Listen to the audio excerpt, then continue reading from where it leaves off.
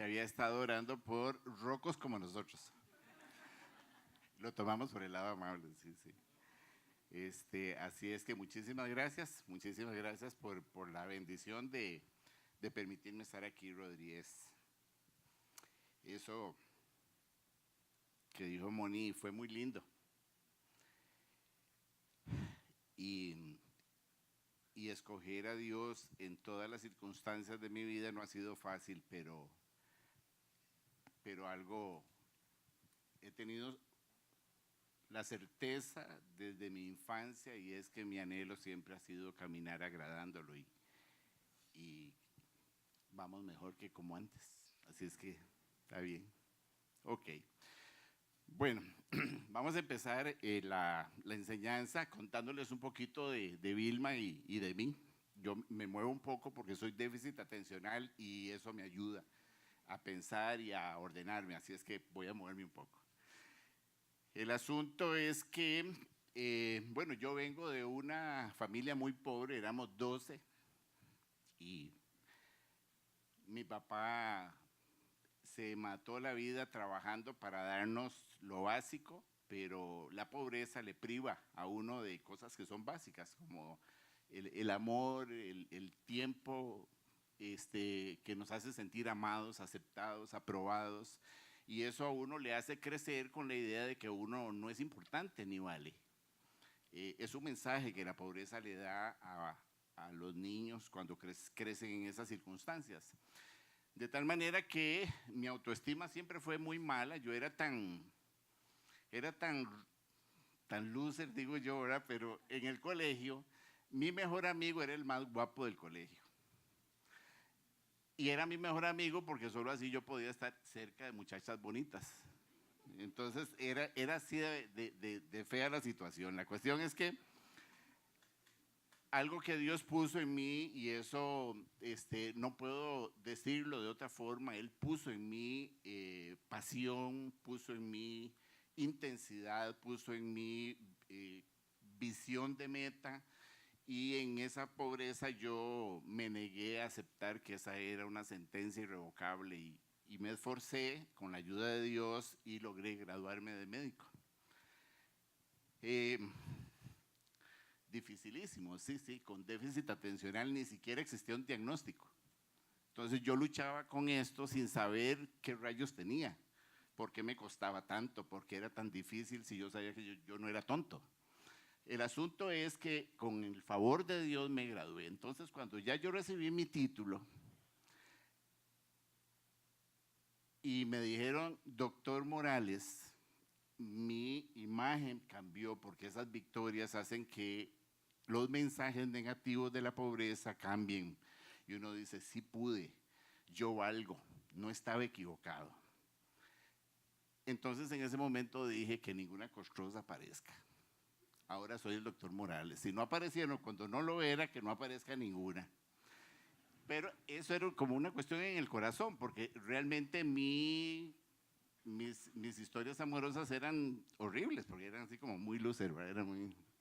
Y entonces yo decía, no, ahora que soy el doctor Morales, que no aparezca ninguna costrosa, yo puedo solo.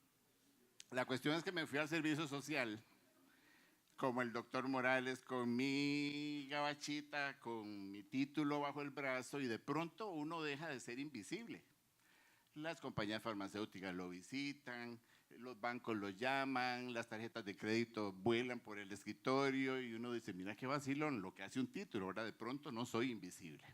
Entonces más me afirmaba yo en mi valor personal. Y yo estaba en la zona sur, en Paso Canoas. Entonces yo los sábados me iba en bicicleta de Canoas a Villa Neily y regresaba, y después me iba al consultorio. Yo creí que no me iba a dar congoja, pero sí, ya tengo la boca seca. El asunto es que cuando yo estaba en la plenitud de mi realización personal, llego a Villa Neily un día, un sábado de la mañana, y me encuentro con unos ojos intensos, llenos de vida, de energía, de luz, de fuerza. Y cuando juntábamos esos ojos con los labios que andaban pintados, el incendio de California es cualquier cosa. La cuestión es que yo di media vuelta, me la presentaron, yo di media vuelta y me fui en mi bicicleta para Canoas y yo decía, ¿qué fue eso? O sea, ¿qué fue? ¿Qué fue? Porque se metió.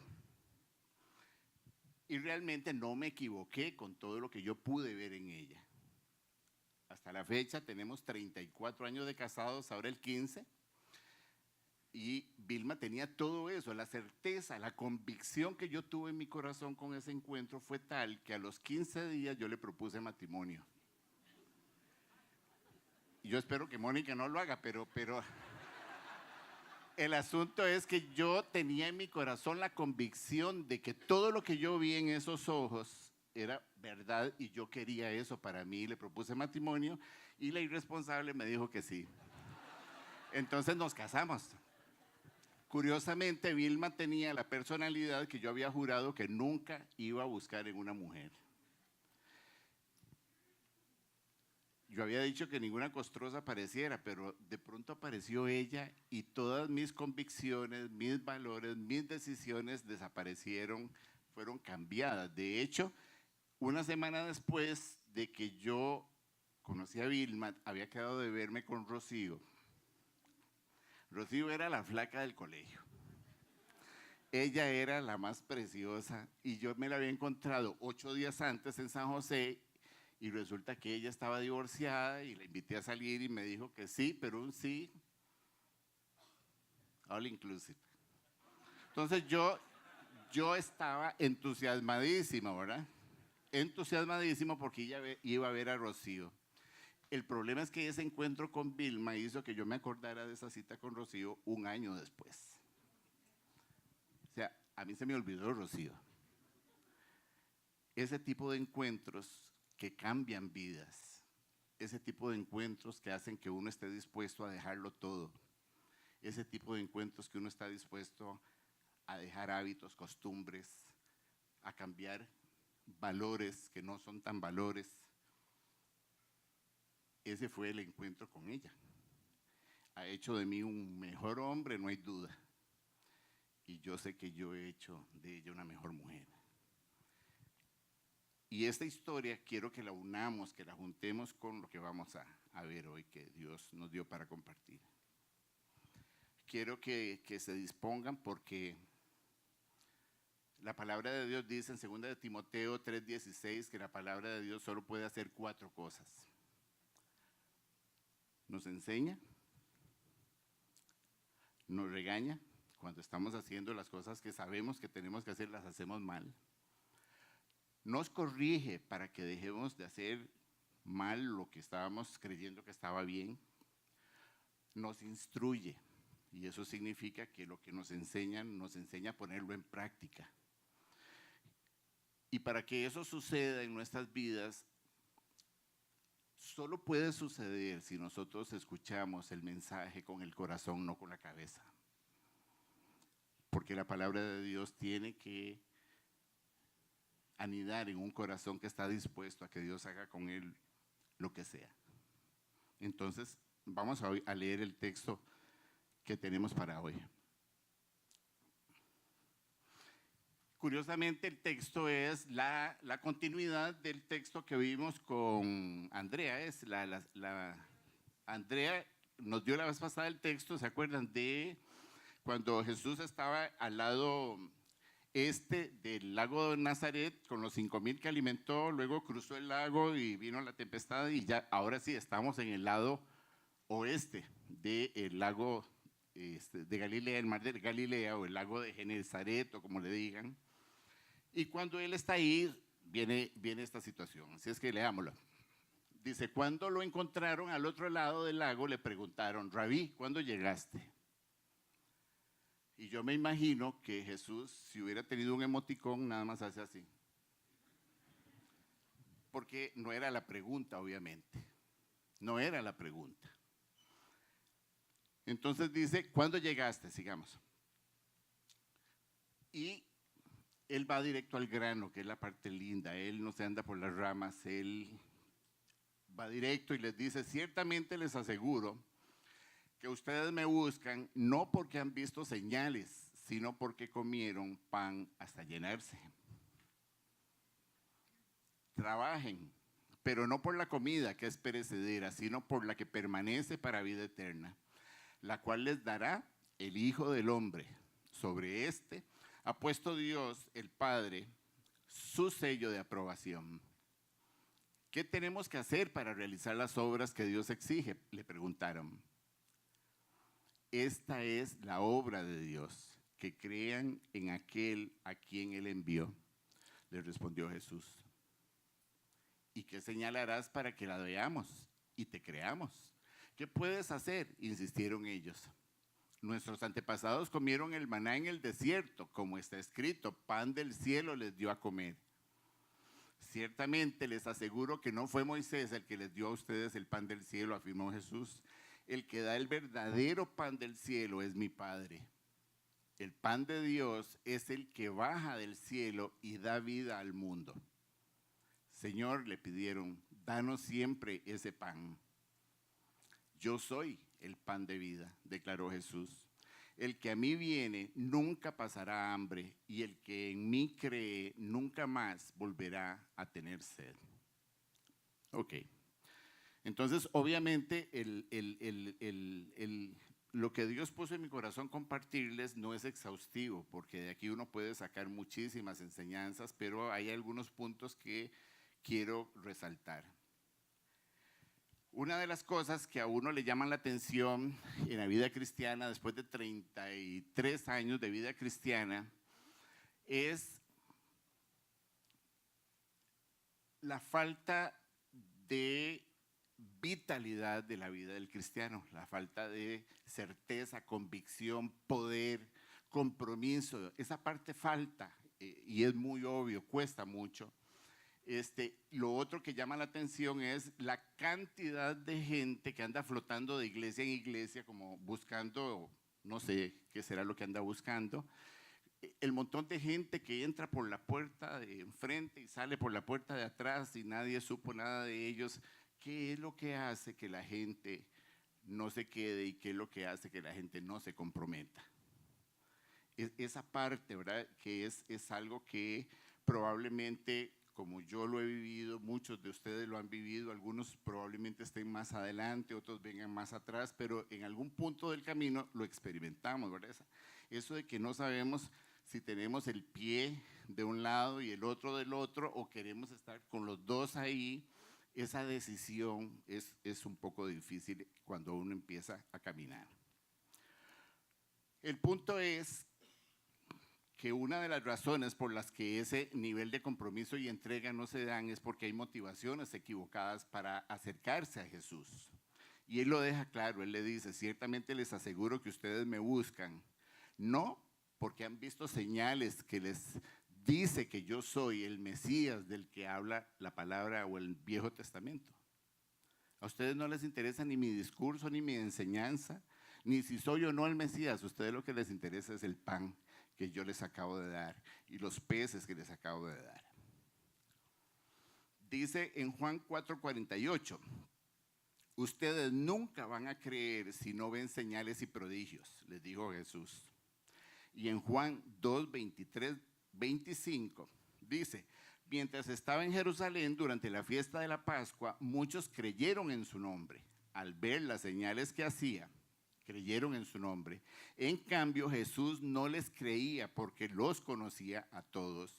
No necesitaba que nadie le informara nada acerca de los demás, pues Él conocía el interior del ser humano. Él sabía lo que había en el corazón.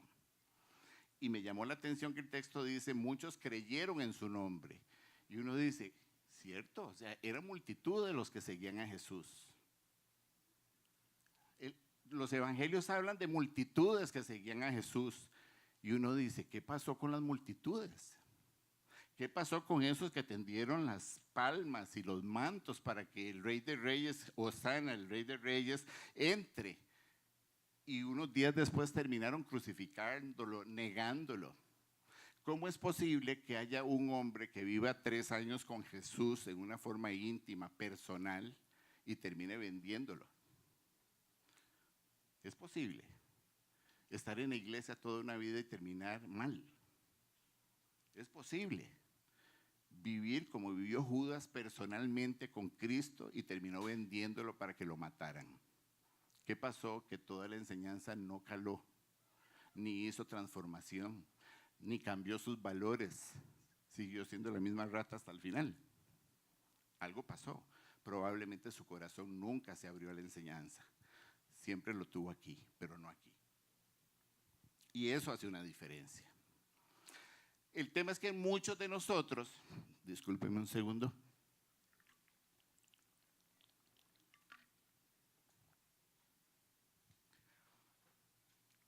Una buena parte del pueblo cristiano llega a Cristo a través de la tristeza. Una buena parte.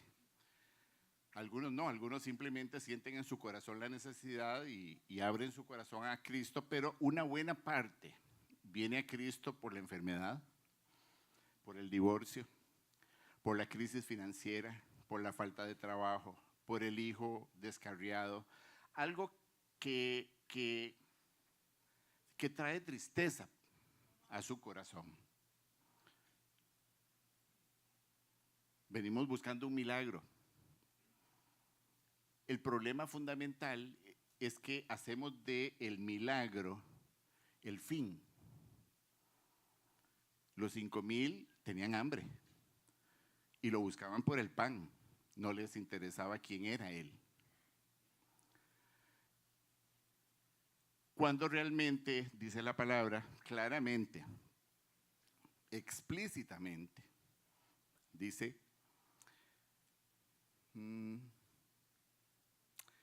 si bien estamos hablando de 2 Corintios 7, 8 al 10, y disculpen que no lo proyectemos, pero me gusta más como leérselos para que no se distraigan. Si bien los entristecí, Pablo les está hablando a los corintios por una regañada que les dio tremenda por lo que estaban haciendo.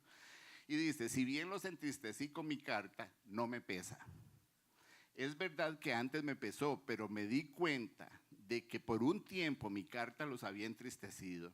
Sin embargo, ahora me alegro, no porque se hayan entristecido, sino porque su tristeza los llevó al arrepentimiento. Ustedes se entristecieron tal como Dios quiere. De modo que nosotros de ninguna manera los hemos perjudicado. La tristeza que proviene de Dios, el carácter permisivo de Dios, Él no hace que sucedan cosas malas, Él solo permite que sucedan cosas malas para que sus propósitos sean alcanzados. Dice, la tristeza que proviene de Dios produce el arrepentimiento que lleva a la salvación, de la cual no hay que arrepentirse, mientras que la tristeza del mundo produce muerte. Y me decía en un grupo de estudio bíblico, de los de discipulado que hemos tenido Vilma y yo por algunos años, en algún momento hacemos un alto para tratar de rescatar opiniones sobre cómo el estudio impacta la vida de los que están ahí. Y entonces uno de ellos decía, no, ustedes me desgraciaron la vida. Cuando yo no sabía todo lo que me han enseñado, y todo era bueno, ahora todo es malo. Ser cristiano, dice, es dificilísimo, pero lo dijo feo. Ser cristiano es dificilísimo. Y le digo yo creo que tenés razón, no es fácil, pero yo te invito que te vayas al mundo un tiempito sin Dios y me decís que es más difícil. Porque aquí adentro, cualquier tristeza que suceda tiene un propósito divino y es para edificarnos. Pero allá afuera, cualquier tristeza que tengamos es para matarnos, para llevarnos a la muerte y a la condenación. Usted escoge. Fácil no es, pero afuera sí es difícil. Pero algunos necesitan probar. De tal forma que la tristeza, yo la comparo como si Dios tuviera, imagínense de esos mueblecitos donde se ponen los ablandadores, los condimentos y todo eso. Bueno, Dios tiene un mueble de ablandadores de corazón que no termina. Él usa esos ablandadores dependiendo de la dureza del corazón. Y lo usa para llevarnos a esa tristeza que nos diga, que nos demuestre, que nos convenza de lo vulnerables que somos y de cuánto lo necesitamos. Es parte de ese amor de Dios para nosotros el permitirnos tener tristeza, y es la crisis el instrumento que el Espíritu usa para decirnos: aquí tenemos un problema y tenemos que trabajarlo. Bienvenida a las crisis y las tristezas. El problema es cuando nosotros venimos pidiéndole a Dios que nos quite las tristezas, cuando su propósito es acercarnos a Él. Nuestra constancia va a estar determinada por nuestra motivación. ¿Por qué venimos? Por el pan. Apenas nos hacemos, nos olvidamos de Dios. Pero si venimos a Él convencidos de cuánto lo necesitamos, ciertamente Él nos va a llenar, Él nos va a limpiar, Él nos va a sanar, Él nos va a curar, Él nos va a proveer, porque Él es fiel a sus promesas. Pero nuestro tesoro va a ser quedarnos con Él.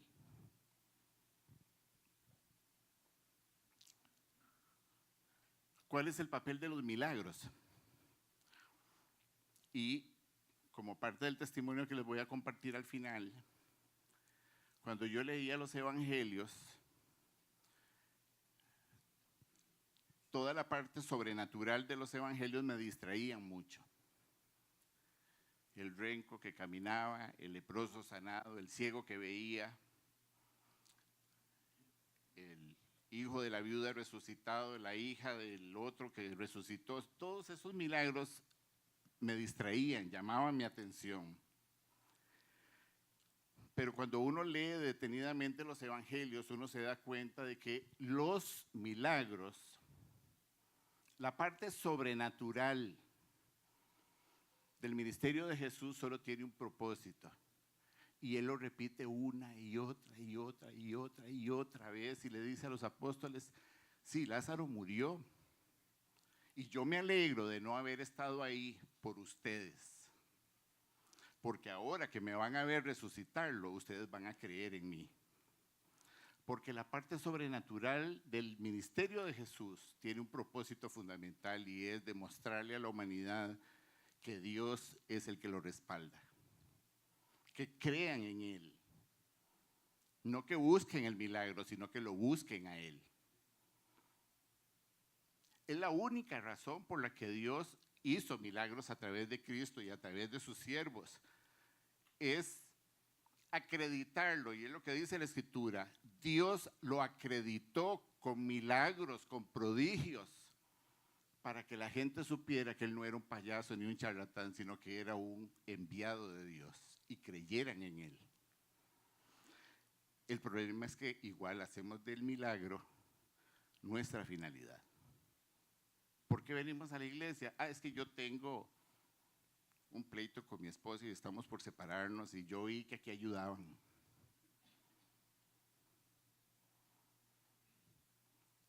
Apenas se le arregle el enredo, se va a ir.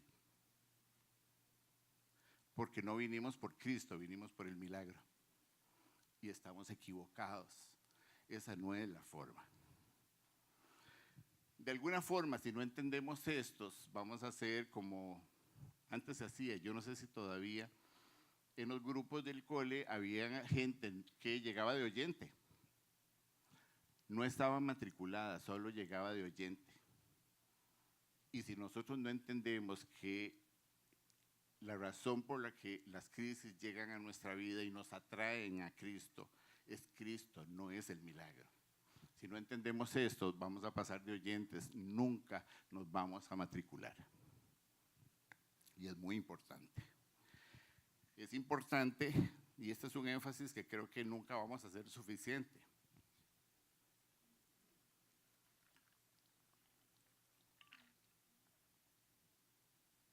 Yo espero que esta congoja nunca se me quite. ¿Por qué buscamos a Cristo? Porque estamos convencidos de que no queremos ser más ciudadanos del reino de las tinieblas.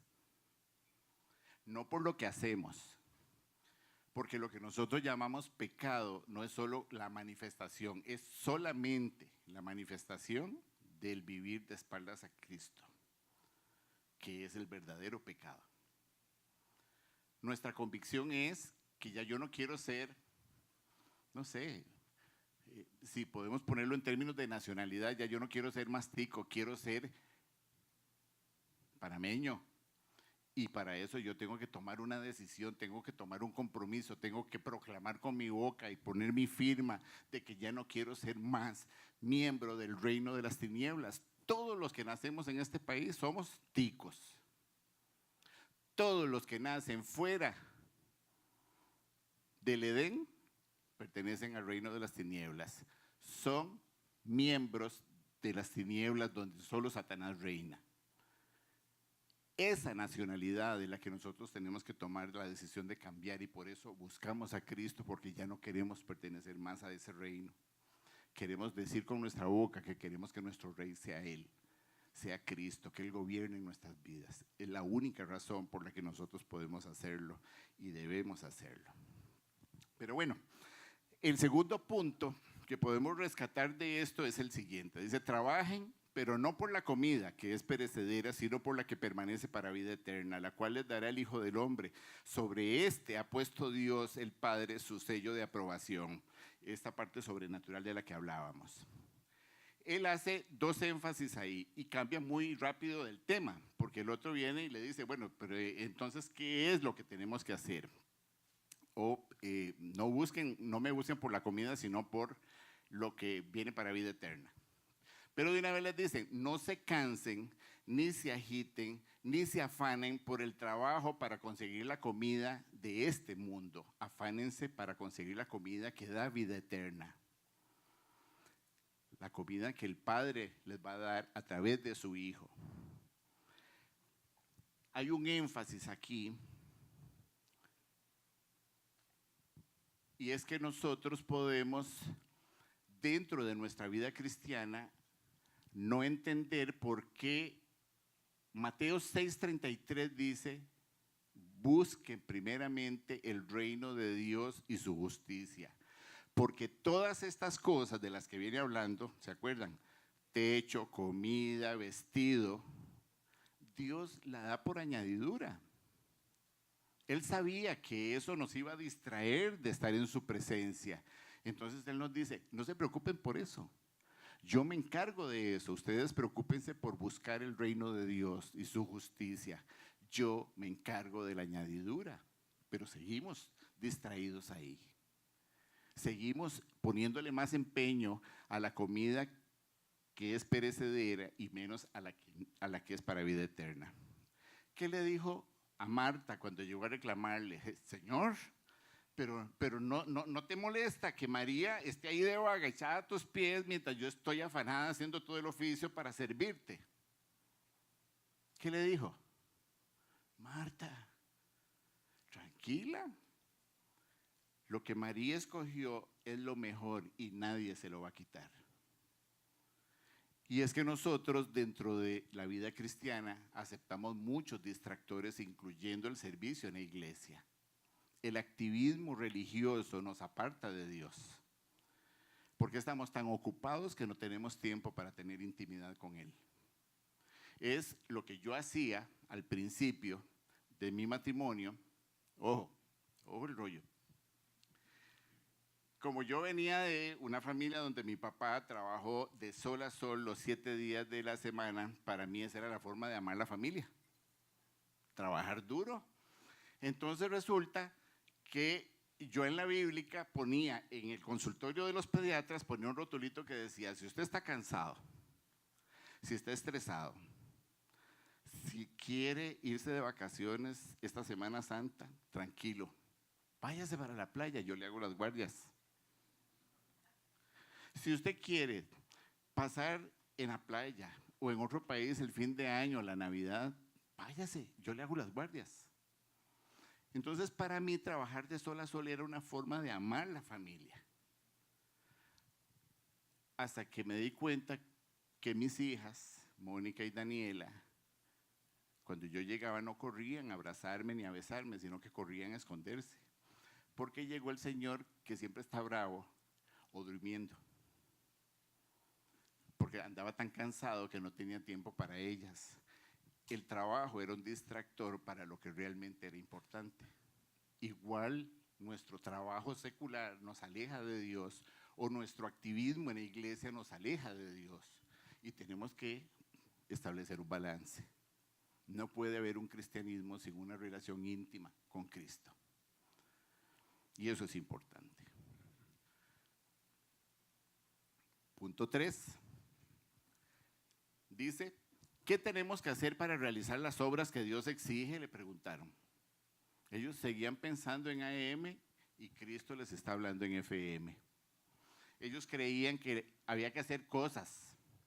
Había que hacer cosas para ganarse ese beneficio que Dios ofrecía, ese pan que Dios ofrecía. Y entonces Él les contesta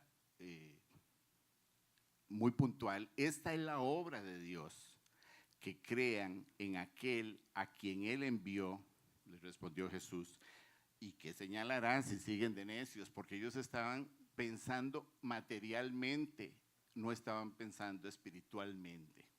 Su corazón no estaba abierto. Cuando Él les dice,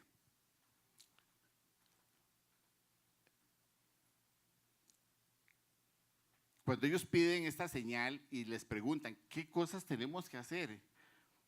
Él simplemente no entiende. ¿Por qué no lo entienden? Cuando la única obra que el Padre le está pidiendo a sus hijos no es que hagan cosas para Él. Dios no nos llama, y esto les va a sonar raro, Dios no nos llama a servirle a Cristo. Dios nos llama a seguir a Cristo. Son cosas diferentes. Son cosas diferentes. Que crean en aquel a quien Él envió, le responde Jesús. Si nosotros no cambiamos el enfoque, nos vamos a distraer siempre y vamos a estar en esa relación lejana de la fuente que nosotros ocupamos. ¿Qué fue lo que dijo Jesús en Juan 15:5? Sin mí, nada podéis hacer. Pero resulta, y yo lo reconozco,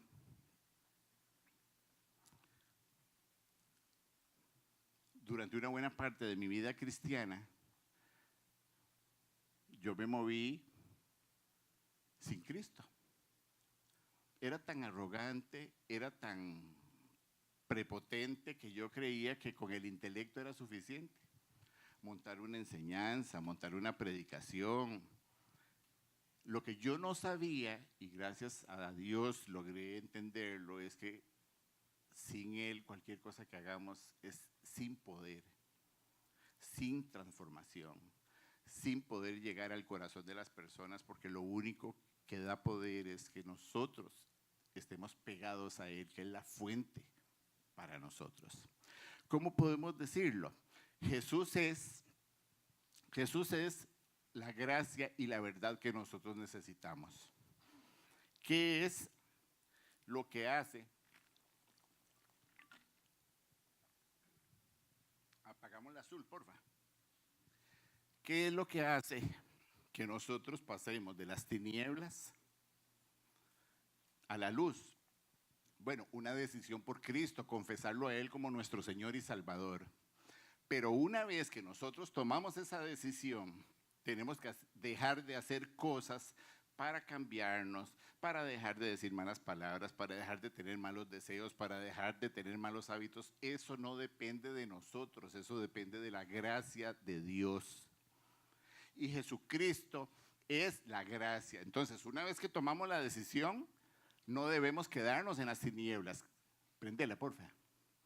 Debemos venir y colocarnos en la posición correcta, debajo de la gracia, para ser iluminados, para tener sabiduría, para tener poder, para tener entendimiento, para tener amor, para tener todo lo que ocupamos. Y ojo, para mí, de los pasajes que más me ayudaron fue, si confesamos nuestros pecados, Él es fiel y justo para perdonarlos. Esto yo nunca lo había oído. Y limpiarlos de la maldad que tienen. La gracia es lo único que ocupamos. Ser vulnerables y venir a la presencia de Dios y decirle, Señor, estoy echado a perder, esto no lo logro. sigo haciendo lo mismo, sigo pensando lo mismo, sigo corriendo detrás de lo mismo, aunque tu palabra dice que no debo, sigo haciéndolo. Aquí estoy, Señor, necesito que tu gracia me limpie de mi maldad.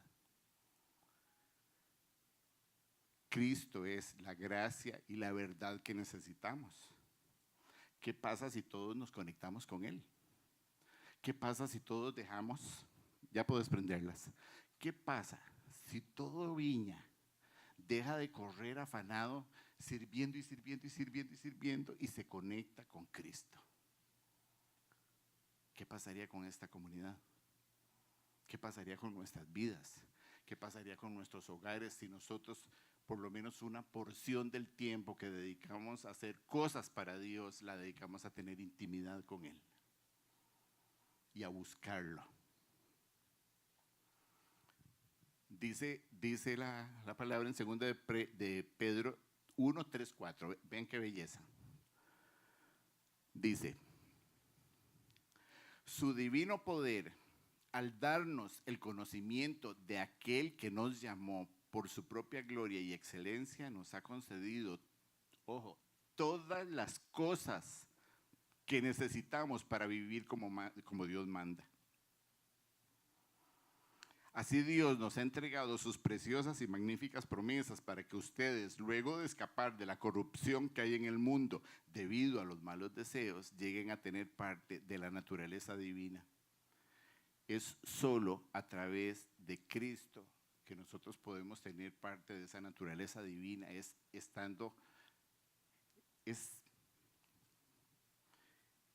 teniendo ese encuentro con Él.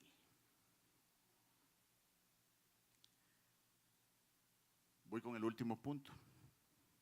No se me cansen. Voy con el último punto y este es el más lindo. Dice: ciertamente les aseguro que no fue Moisés el que les dio pan a ustedes del cielo, afirmó Jesús. El que da el verdadero pan del cielo es mi Padre. El pan de Dios es el que baja del cielo y da vida al mundo. Señor, le pidieron, danos siempre de ese pan. Qué necios que son. ¿Verdad? Es que son necios. Dices, danos pan. Y entonces Él les dice, yo soy el pan. Yo soy el pan. Cómanme a mí, beban de mí, aprendan de mí, porque yo soy el único que les puede dar vida. El único. Yo soy el pan de vida, declaró Jesús. El que a mí viene, no el que a mí me sirve. Vean la diferencia. El que a mí viene, no el que a mí me sirve. El que a mí viene nunca pasará hambre. Y el que en mí cree nunca más volverá a tener sed.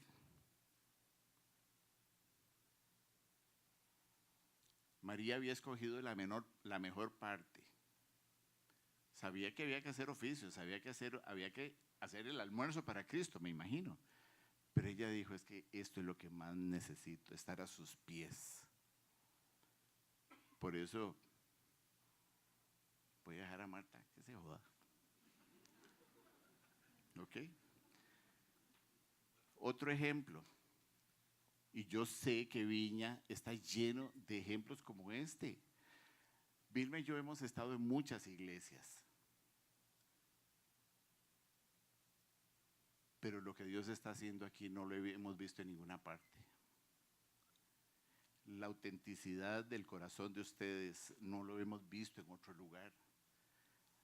Cuando uno entra aquí, uno se da cuenta que aquí no hay máscaras, no hay poses, no hay absolutamente nada. Me encantó ver fumando una muchacha ahí en la entrada. Me encantó que tenga la tranquilidad de fumarse un cigarro allá afuera sin el miedo, el pánico a ser señalada o juzgada. Porque en Viña todos somos ex algo. Porque en Viña todos estamos lidiando con algo.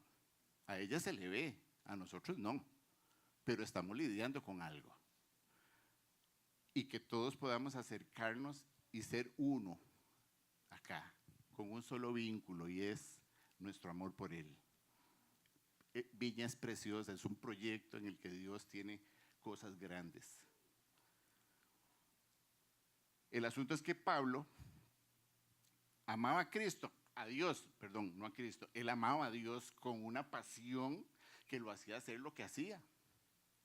Pero es posible amar a Dios y servirle con pasión y estar genuinamente equivocado. Sí.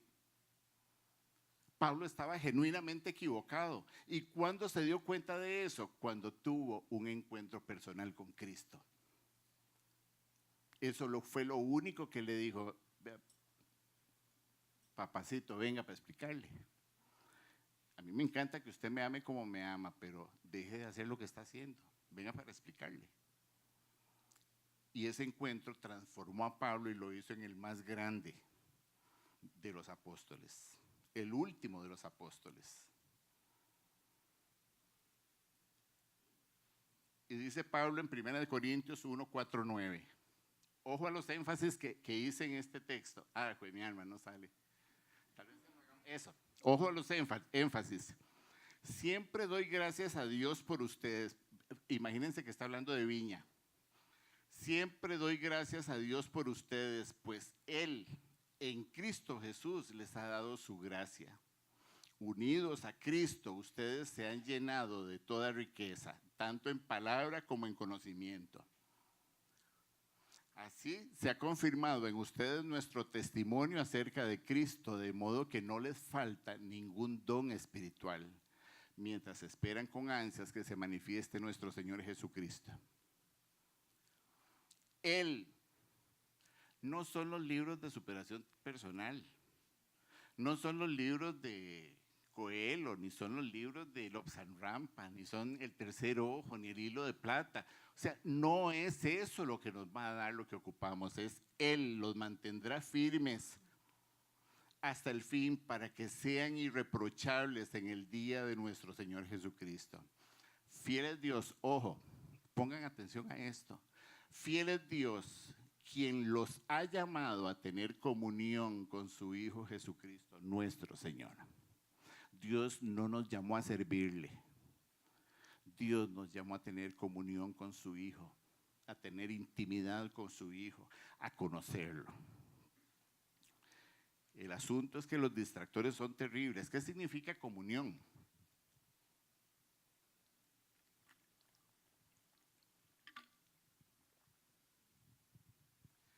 Vean lo que dice la Real Academia. Participación que los fieles tienen y gozan de los bienes espirituales, mutuamente entre sí como partes y miembros de un mismo cuerpo. Comunión es fundirnos, es hacernos uno con Cristo. De la misma forma como pasamos a ser uno, el esposo y la esposa, somos uno, hay una comunión, hay una vinculación a nivel de corazón, no de intelecto. Solo cuando nosotros somos vulnerables estamos en la posición correcta para recibir lo que ocupamos. Cuando jugamos de vivos nos lleva a la trampa. Eso de que la arrogancia no nos permite aceptar cuánta necesidad tenemos, por eso estamos como estamos. Porque solo cuando nosotros estamos dispuestos a mostrarnos tal cual somos, dignos de lástima, y nos postramos en su presencia, recibimos lo que ocupamos. Yo les decía que en mi vida espiritual yo era tan baboso, yo creía que yo estaba haciendo el gran negocio, haciendo una alianza estratégica con Cristo. Yo le servía y Él me daba. Pero el problema era que era como digo yo, ¿qué nombre le pongo a esto? Yo era como un cristiano outsourcing. Era como un freelance. Entonces el Señor me contrataba para predicar. Entonces yo me consagraba esa semana, ayunaba, oraba, lo buscaba genuinamente, porque yo lo amo. Preparar la predicación, pero cuando yo cerraba la predicación, yo decía, ok, papá, nos vemos hasta la próxima. Y yo seguía mi vida como me daba la gana. Dos caras, dos vidas. Coqueteaba con el mundo y servía. pedía perdón, coqueteaba con el mundo y servía. Y por la misericordia de Dios empecé a sentirme bien mal con ese tipo de vida. Hipócrita, sin autenticidad.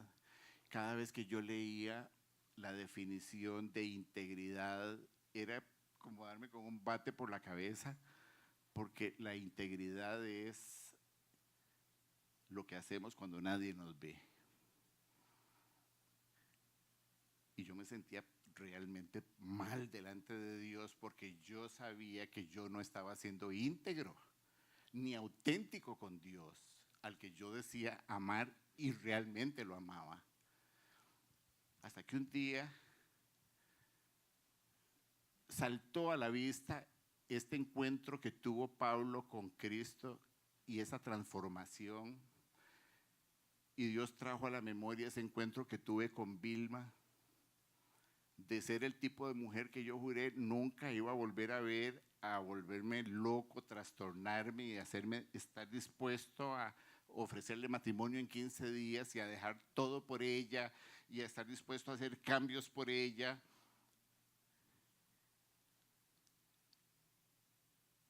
Y yo dije, Señor, yo ocupo eso. Yo ocupo eso. Y trajo a mí el texto donde el ciego escucha que hay un escándalo de gente entrando y él pregunta, ¿qué pasa? Y dice, es que Jesucristo el que viene. Y él empieza a gritar, Jesús, hijo de David, ten misericordia de mí. Y lo mandan a callar. Y él grita con más fuerza hasta que Jesús dice, no, un momentito, paremos esta procesión, tráigamelo. ¿Qué es lo que quieres? Señor, quiero ver. Y dice el texto que cuando Dios le devuelve su vista, él lo siguió. Y yo dije, Señor, yo quiero eso. Yo quiero que abras mis ojos para conocerte porque yo no te conozco. Señor, yo quiero ese encuentro con Cristo que haga que esta parte de mí que se resiste se rinda. Y empecé a pedirle y pedirle y pedirle y me enfoqué en leer los evangelios, solo los evangelios, sin poner atención en los distractores, solo en Cristo, en su carácter, en su temperamento, en lo que Él hacía, en su obediencia. Llevo 4 veces, ya acabo de terminar Juan, ya voy a empezar la 4ª lectura y ha sido tan diferente mi visión de Él. El impacto que ha tenido en mí ha sido tan diferente y lo más lindo es que producto de ese proceso ya no sé ni cuándo dejé de hacer lo que hacía. Algo pasó cuando yo decidí tener un encuentro transformador con Él.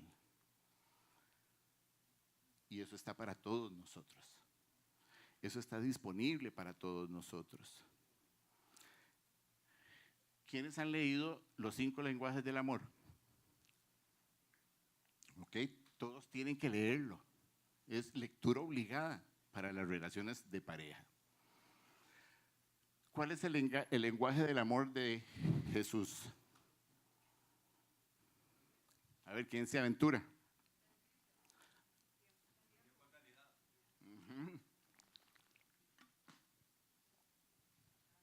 Yo juraba y hubiera dado la vida que era el servicio o la obediencia.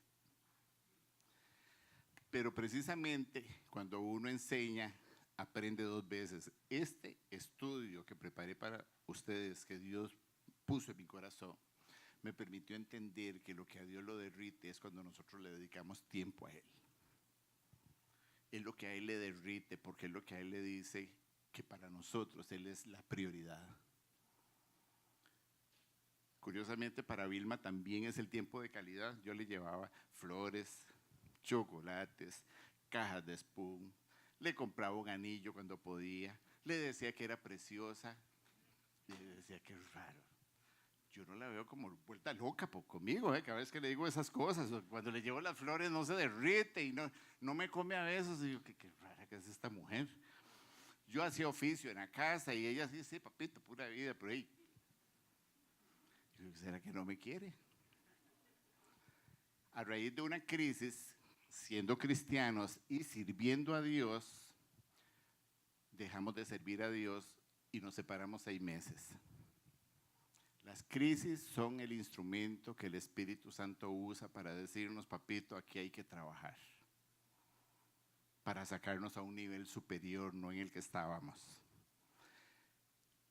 Ahí me di cuenta de que yo me hubiera ahorrado un montón de plata comprándole cosas, cuando lo que ella ocupaba, lo único que ella ocupaba era que yo me sentara con ella, teléfono apagado y un corazón conectado para escucharla. Y decirle, sí, mi amor, en serio. Y ella hablaba 2 horas. Es que es fácil, porque a mí no me gusta hablar.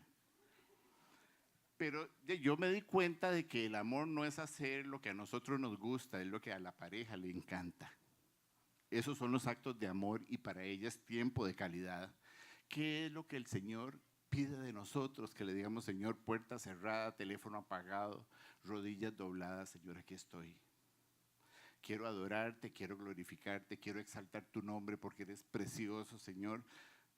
Entiende que no estoy tan enamorado como me gustaría, pero estoy aquí porque quiero enamorarme, quiero que te reveles a mí, que abras mi corazón, que cuando yo leo los evangelios pueda conocer a Cristo de esa forma transformadora, que yo lo pueda percibir como necesito hacerlo para enamorarme de Él y que mi vida esté transformada y poder ser un instrumento en tus manos. Eso es todo lo que Él ocupa. Una vez dicho esto y pedido el favor del Espíritu Santo, abrimos su palabra, dispuestos a escuchar la enseñanza, el regaño, la corrección o la instrucción. Y después meditamos en el día sobre lo que Dios nos enseñó, porque eso es lo que hace que nuestra forma de vivir cambie. Eso es lo que hace que nuestra vida cambie. No es el correr como locos haciendo cosas para Dios. Es tener intimidad con Él. Lo demás nace solito. Lo demás viene solito y somos tan efectivos porque nuestro servicio nace de la guianza de Dios. No lo amamos como se nos ocurre, que era lo que yo hacía con Vilma. Yo me mataba y ella tenía el tanque emocional vacío, hasta que me senté a conversar con ella. Dios es igual. Cuando nosotros disponemos nuestro corazón para que Él tome control, para que Él nos cautive, nos enseñe, nos revele, de pronto nos damos cuenta que hay una pasión en nuestro corazón por los niños, hay una pasión por enseñar, hay una pasión por servir, hay una pasión por producir dinero para el reino. Señor, bendíceme porque ahora sí es cierto que estoy dispuesto a proveer lo que ocupes, porque esto que tú me das es tuyo, no es mío. Esas pasiones surgen de esa interacción íntima con Él. ¿Qué pasaría con Viña si todos hacemos eso? Porque corazón dispuesto tenemos, pero necesitamos colocarnos debajo de la fuente de la gracia, sabiduría, poder, paz, gozo, dones, talentos. Todo lo que ocupamos viene de Él. Tenemos que estar pegaditos a Él. ¿Verdad que es muy lindo esto? Es precioso. Pongámonos de pie y oramos.